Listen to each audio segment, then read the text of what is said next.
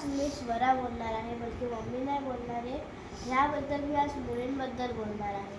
कारण आता बघा तुम्ही, एका 3.5 वर्षाच्या मुलीला एका माणसाने वाईट प्रकारे मारलं, तिच्या तोंडाने दगड चेचला, असं तोंड चेचलं दगडाने तिचं. ह्यामुळे मग माझ्या वयाच्या ज्या मुली आहेत हे त्यांच्यासाठी, मग माझ्या मोठ्या मुली, माझ्या मैत्रिणी, तर असं तुम्ही बाहेर जाता, जर कोणी असं माणूस तुमच्याकडे बघेल तर घाबरायचं नाही. हे आपल्या हातातली जी 5 बोटं आहेत ना, ती अशी डोळ्यात खुपसायची. आणि असं आमच्या स्कूलमध्ये पण सांगतात आम्हाला. तर असं घाबरायचं नाही, कारण आपण शिवाजी महाराजांच्या मुली आहोत. जिजाऊ, आई ह्यांनी आपल्याला ही शिकवण दिली आहे की आपण एका माणसाला पण खाली मारून लोळवू शकतो. आता मी माझ्या स्कूलला जाते ना, माझ्या स्कूलच्या वेळेला एक माणूस होता. तो मुलींना असं वाईट प्रकारे बघायचा, त्याला तसं बॅड टच करायचा.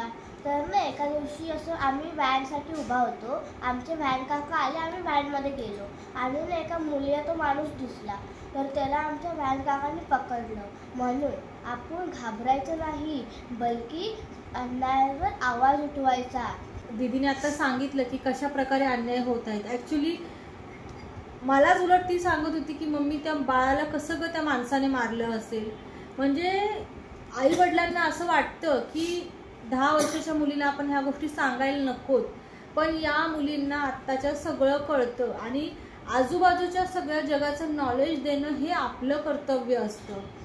समोर कोणीही आलो, कोणी येऊ आपल्या समोर, जर आपल्यावरती जर चुकीचं आपल्या बाबतीत जर घडत असेल तर त्या प्रसंगाला कसं सामोरे जायचं हे आपल्या लेकीला शिकवायला हवं. फक्त पापाची परी म्हणतात ना, तशी आपल्याला आपल्या लेकीला नाही बनवायचंय. तर अन्याय जर होत असेल तर वाघीण कशी झाली पाहिजे हे सुद्धा तिला आलं पाहिजे.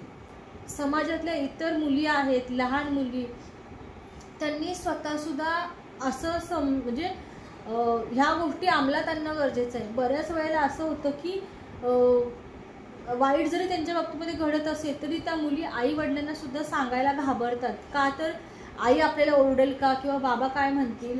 तर बाळांनो, तुम्ही घाबरू नका, सगळे तुमच्या सोबत असतात. जर तुम्हाला जर कोणी चुकीचं तुमच्या बाबतीमध्ये करत असेल तर सगळ्यात पहिल्यांदा तुम्ही तुमच्या आई वडिलांना किंवा तुमच्या जे जवळचं कोणी असेल, ताई असेल, दादा असेल, तुमचा सख्खा, त्यांना तुम्ही ह्या गोष्टी सांगणं अत्यंत गरजेचं आहे. कारण आत्ता समाजामध्ये मुली नाही, मुलं सुद्धा सुरक्षित नाहीत. मुली तर नाहीतच, पण मुलं सुद्धा सुरक्षित नाहीत. कारण मुलांच्या बाबतीत सुद्धा बरेच अमानुष प्रकार घडत आहेत आता. तर ह्या गोष्टी खरोखरच थांबवणं गरजेचं आहे.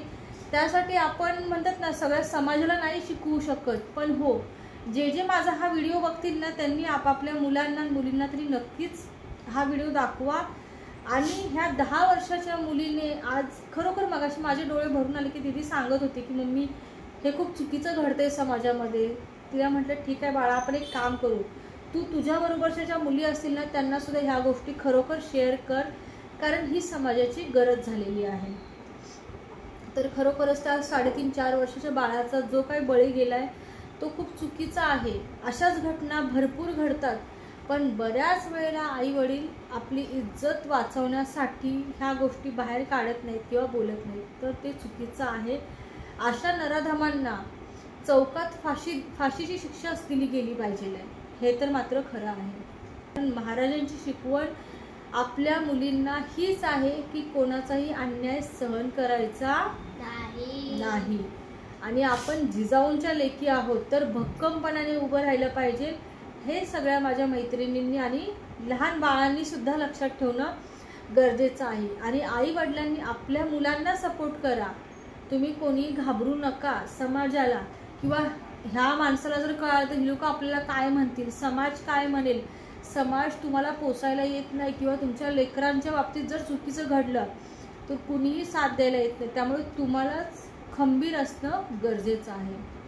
आणि जर ही गोष्ट तुमच्या स्कूलमध्ये घडेल आणि तुम्हाला असं वाटेल की मी घरी आता लवकर नाही जाऊ शकत आणि तुमचे व्हॅन काका जर लेट आले, तर तुम्ही स्कूलमध्ये जाऊन तुमच्या सिस्टर्स असतात, वॉचमॅन दादा असतात, असे टीचर्स असतात आमचे, तर त्यांना पण तुम्ही सांगू शकता. तर घाबरायचं टीचरला सांगितलं तर टीचर अशी बाबतीत विचार करेल, सिस्टर अशी विचार करेल. सगळ्यात महत्त्वाचं मुलींनो, तुम्ही घाबरू नका, तुम्ही खंबीर राहा, तरच सगळ्या गोष्टी सॉल्व्ह होऊ शकतात. तर चला पुन्हा भेटूया, पण ह्या गोष्टी खरोखर तुम्ही लक्षात ठेवा.